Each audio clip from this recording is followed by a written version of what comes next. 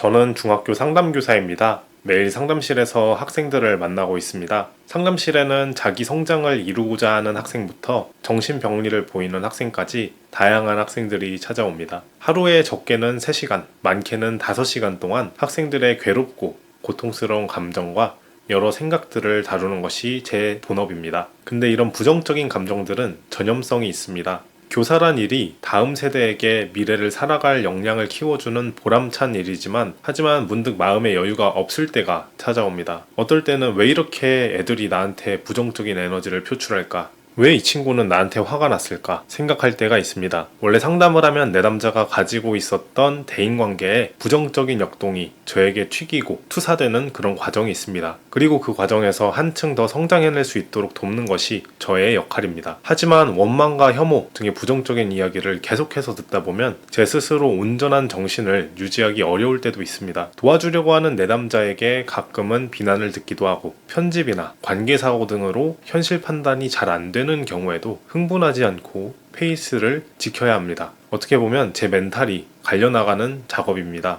그러다 보니 가끔씩은 저도 가득 차서 더 이상 참지 못할 것 같을 때가 있습니다. 그럴 때 저는 달리러 나갑니다. 일본의 소설가 무라카미 하루키는 우리는 소설을 쓰려 할 때 인간 존재 근본에 있는 독소와 같은 것이 좋든 싫든 추출되어서 표면으로 나온다고 했습니다. 상담도 마찬가지입니다. 인간 근원에 있는 심연과 마주하는 작업을 하다 보면 모르는 사이에 마음속에 독소가 쌓여 있을 수 있고 어느 순간 치료를 해주는 주체 또한 위험한 상태가 될 수 있습니다. 그렇게 독소에 저항을 하든 승화를 하든 자신을 지킬 수 있는 건강한 면역 시스템이 있어야 되고 그 중 하나가 저에게는 달리기입니다. 보통 마라톤을 한다고 하면 주위 사람들이 대단하다고 말을 합니다. 마라톤 하면 초인의 이미지가 떠오르는데 42.195km를 쉬지 않고 달린다는 점에서 주위 사람들이 정신력을 상당히 높게 평가를 해줍니다. 최근에 동료 선생님이 교직 생활에서 스트레스 받으면 어떻게 하시는지 여쭤보셨는데 그 이야기를 듣던 다른 선생님이 이 쌤은 마라톤 하니까 멘탈이 강한 거지 라고 말씀을 하시더라고요. 사실 저는 좀 게으른 사람인 것 같은데 마라톤으로 인해서 성실함, 인내심 이런 좋은 이미지가 저도 모르게 생긴 것 같아서 기분이 좋았습니다. 근데 사실 마라톤이란 것은 인내심 같은 정신적인 능력만 있어서는 안 됩니다. 42.195km를 달린다는 것은 신체적인 능력도 필요하기 때문입니다. 그렇기에 일상의 훈련이 상당히 중요한데요. 근데 일상의 훈련을 꾸준히 해내려면 정신적인 부분이 중요합니다. 참고 인내하는 것은 매일의 훈련에서도 중요하기 때문입니다. 운동을 계속하다 보면 운동하기 진짜 싫은 날이 있습니다. 운동과 휴식의 욕구 사이에서 이겨내기를 하루하루 반복하다 보면 어느새 내 삶에 절제와 인내심이 생깁니다. 그리고 그렇게 생긴 인내심은 많은 영역에서 도움이 됩니다. 직장이나 대인관계, 친구관계에서 우리는 많은 인내심이 필요합니다. 이런 인내심들은 우리가 맺는 관계를 조금 더 편안하게 만들어주는 윤활유 같은 역할을 합니다. 좋은 상담자가 되는 방법은 좋은 사람이 되는 것이란 말이 있습니다. 사실 방금 제가 지어낸 말인데요. 아주 그럴듯하죠. 근데 실제로 좋은 상담자가 되기 위해서 부단히 자신을 수련시키는 과정이 필요합니다. 중세수도원에서는 하루의 일과 중에 반드시 노동시간이 있었습니다. 몸의 움직임을 통해서 자신의 마음과 행동을 바라보며 존재적으로 깨어있는 사람이 될 수 있도록 돕는 것이죠. 또 절에서는 울력이란 게 있습니다. 울력은 사찰을 청소하거나 밭농사를 짓는 등의 육체 노동을 하는 것인데요. 이렇게 육체 노동을 할 때 그 힘듦 속에서 내가 살아가고 있는 그 순간을 의식하는 것, 지켜보는 것이 수행입니다. 마라톤도 마찬가지죠. 어떻게 보면 상당히 힘든 행위고 달리면서 변해가는 자신의 생각과 마음을 조금 멀리 떨어져서 바라보면서 존재적으로 깨어있을 수 있게 됩니다. 이는 자신의 내면에 깊은 대화를 할 수 있는 소중한 시간이 됩니다. 저 또한 마라톤을 취미로 하면서 전보다 절제된 삶을 살게 되었습니다.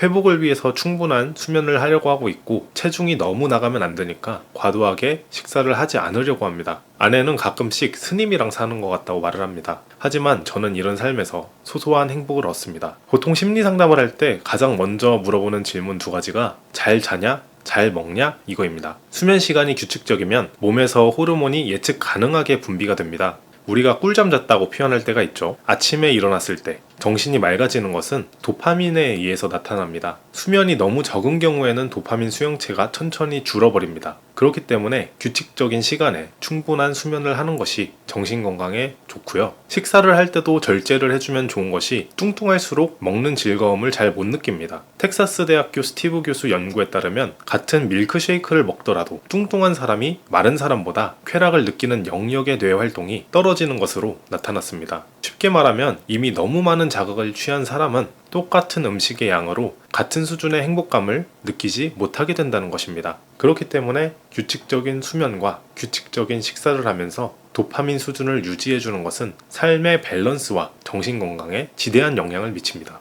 저는 오랫동안 심리학을 공부하면서 정신적으로 건강하려면 운동을 하라는 말을 정말 많이 들었습니다. 건강한 몸에서 건강한 마음이 나온다는 말인데요. 실제로 많은 나라들에서 우울증 치료법으로 약물 치료와 더불어서 운동을 우선 치료법으로 추천을 하고 있습니다. 펜실베니아 대학교 마틴 셀리그만 교수는 우울증의 원인 중 하나로 학습된 무력감을 뽑았습니다. 많은 실패를 경험한 사람들은 나는 아무것도 못해, 내가 노력해봤자 되겠어? 라는 패배적 마인드를 가지고 있습니다. 이런 학습된 무기력감을 극복하기 위해서는 작은 성공 경험들, 스몰 윈스들을 쌓아가는 것이 중요하다고 합니다. 처음에는 1km 뛰는 것도 허덕거리던 내가 어느새 풀마라톤을 무리 없이 뛰는 것을 보면 달리기를 통해 확실한 성장감을 느낄 수 있습니다.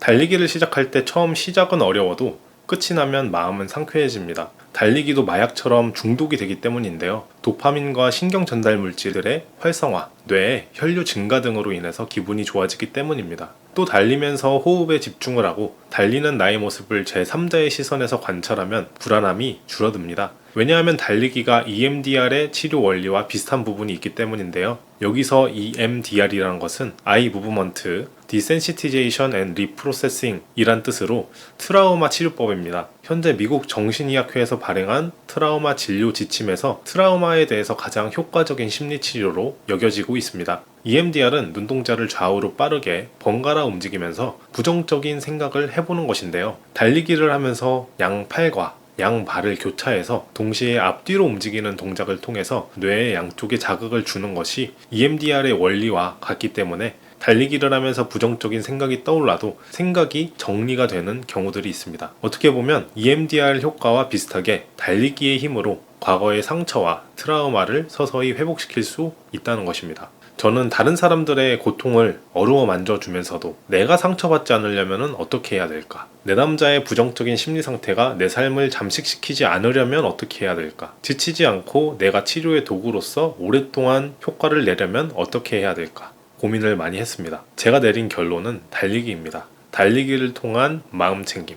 내 마음의 관찰을 통해서 이런 것들을 극복해 나가고 있습니다. 그렇다고 달리기가 좋은 점만 있느냐? 그건 또 아닐 수 있습니다. 달리기를 하지 못하게 되면 상당히 찝찝하고 우울한 감정이 찾아옵니다. 달리기가 일종의 강박 같은 것이 되어서 못하게 되면 상당히 불안해질 수도 있고요. 또 매일같이 운동을 하는 경우에는 부상이 찾아올 수도 있고, 저는 원래 일주일에 4, 5일 정도만 가볍게 5에서 7km를 달렸습니다. 하지만 최근에 목표를 서브 320으로 잡고 일주일에 안 쉬고 7일 하루에 10km 이상씩 달렸는데요. 그 결과 급속도로 면역력이 약해져서 결국 몸살을 크게 앓았었습니다. 적절한 휴식이 동반된 상태에서의 달리기는 추천하지만 휴식이 없는 달리기는 사람에 따라서 큰 후유증을 남기는 것 같습니다. 그래서 달리기가 모든 것의 해결책은 아니지만 누군가에게는 정말 삶의 퀄리티를 올려줄 수 있는 운동이라고 생각을 합니다. 여러분들의 달리기는 어떠셨는지 궁금합니다. 여러분들의 생각들을 댓글로 표현해주시면 달리기 콘텐츠 제작에 큰 참고가 될 것 같습니다.